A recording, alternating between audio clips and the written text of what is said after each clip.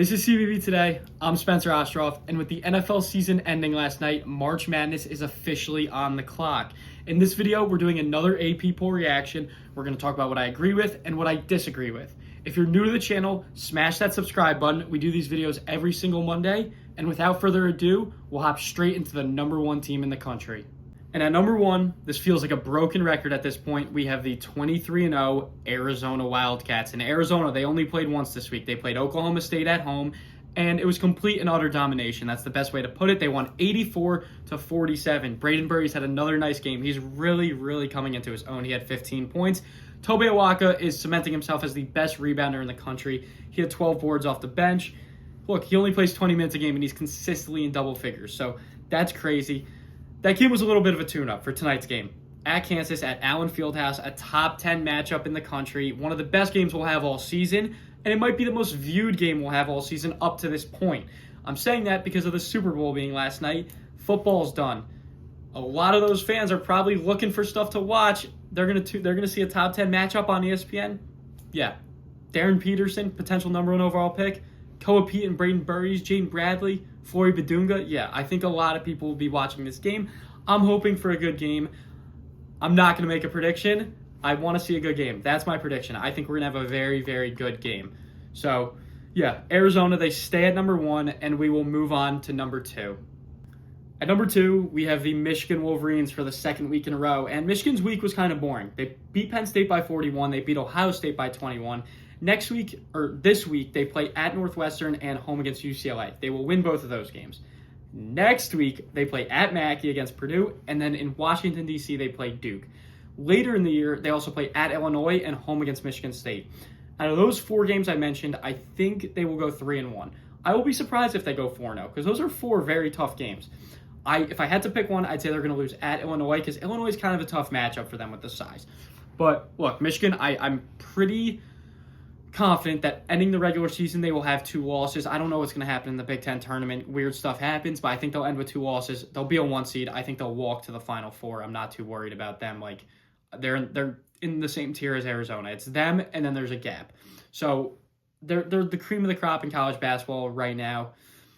I think everyone's happy with them at 2. And yeah, we will move on to number 3. At number 3, we have a team that I have been gushing over all season, the Houston Cougars. And Houston had a very nice week, and they've also made a very big jump in the standings. They beat UCF by 24, and then they beat BYU by 11 in Provo, which is not an easy place to play. BYU has been on a little bit of a skid, but still, that's a very nice win. Look, they play at Utah, they play home against Kansas State this week. They will win both of those games, and then they go to Iowa State and then play home against Arizona, and then to Allen Fieldhouse to play Kansas. In that 5-game stretch, if you go 3-2, that's probably expected. You go 4-1, you're very happy. If you go 5-0, you're going to be a 1 seed in March. So I know Kelvin Sampson has that in the back of his head. I know, like, Kingston Flemings, obviously he's been great. He was their leading scorer in both games this week. But Chris Senack, it looks like he's finally starting to, settle in and figure it out. And that's going to be a massive part for their team come March.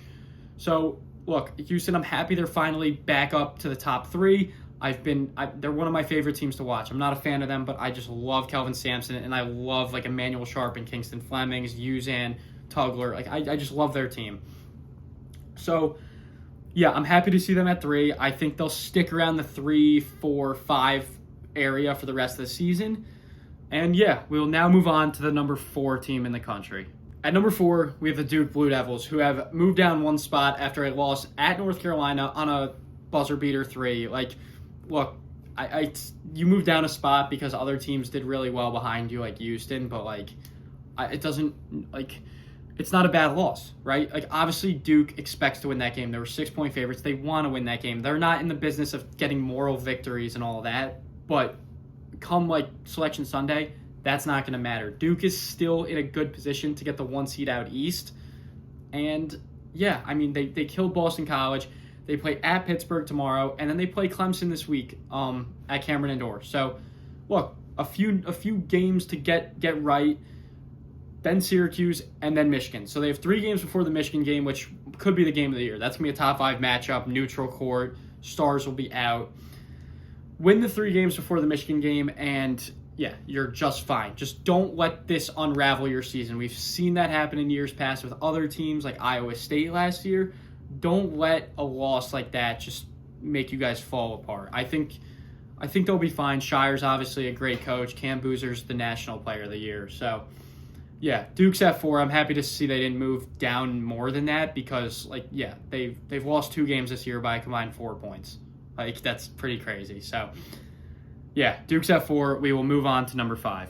At number 5, we have a team that I'm so happy to say that they are number 5 is Iowa State. And I'm saying that because they lost those 2 games, and I think everyone thought we were seeing a repeat of last year when they fell apart. But no, Iowa State's just fine. They're back up to number 5. They killed Kansas State last Sunday, and then they beat Baylor on Saturday by 13.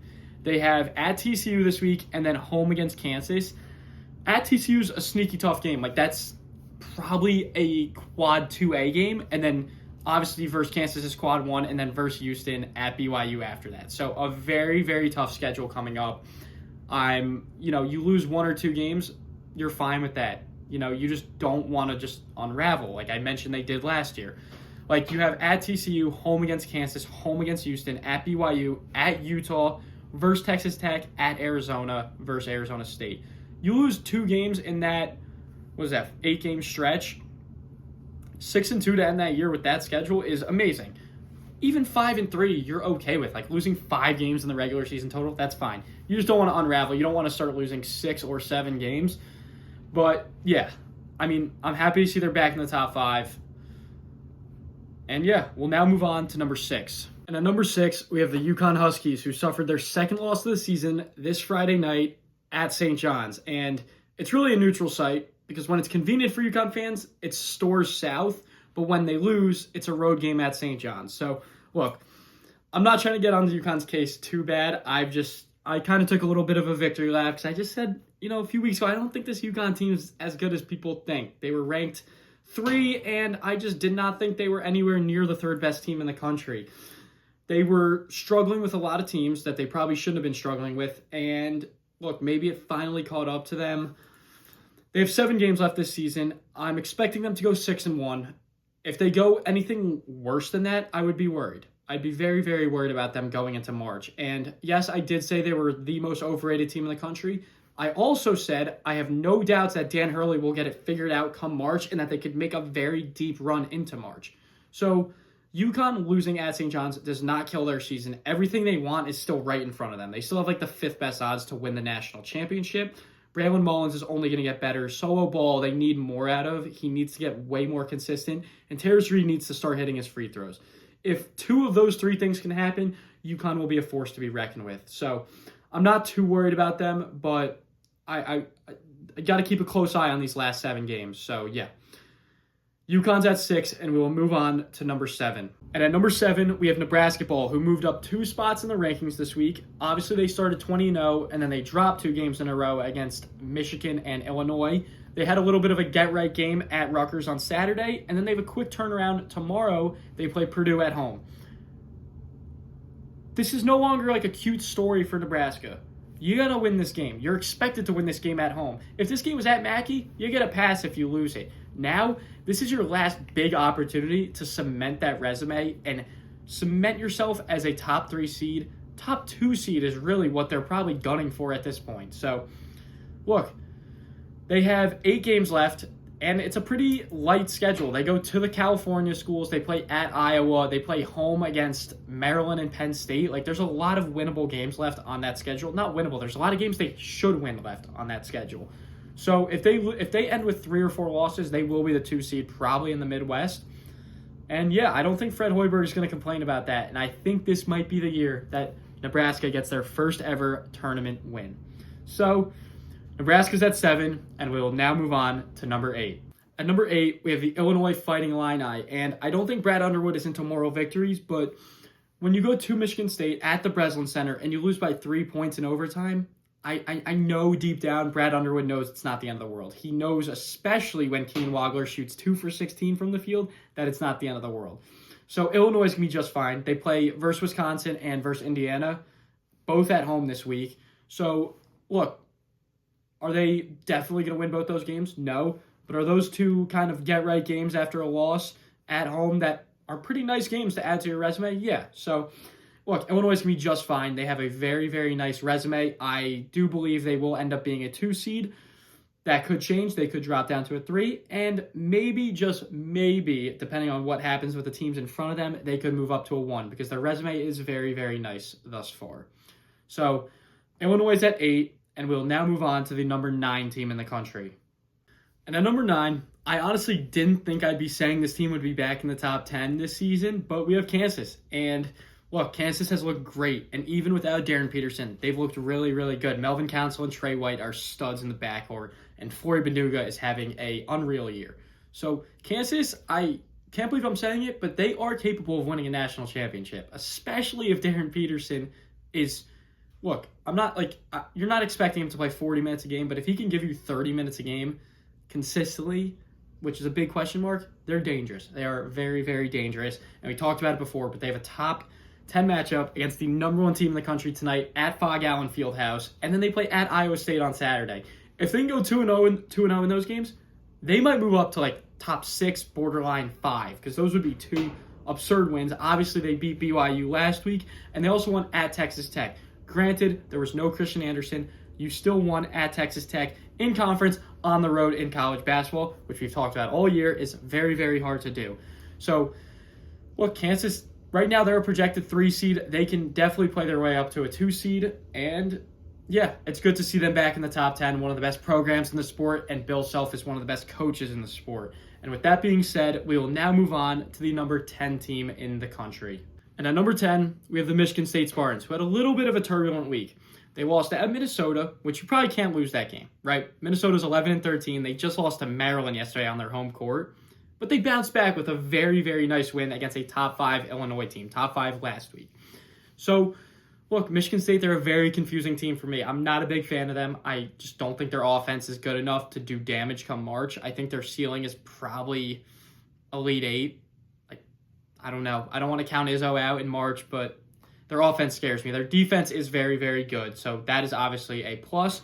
They have at Purdue left, at Michigan, at Wisconsin, home against UCLA and Ohio State. So they have a lot of opportunity left to bolster their resume, but there's also a lot of games that could drop them down. If they finish with 7 or 8 losses, which I highly doubt happens, there's some conversations about them becoming a 4, potentially 5 seed. So, yeah, Michigan State, thank God they beat Illinois, because that really salvaged what could have been a potential disaster happening. It would have been their 3rd straight loss going into at Wisconsin. So, yeah, Michigan State will round out the top 10. That'll do it for this AP poll reaction. I hope you guys enjoyed. I hope you guys are very excited for some of these amazing games we have this week. We get started with Arizona, Kansas tonight. Let me know who you guys have winning that game. If you enjoy these types of videos, hit that like button, hit that subscribe button. We have them coming every Monday up until March Madness, and we're going to have tons of March Madness content coming out. So, hit that subscribe button, hit that like button, and I will see you guys next time. CBB today. Peace.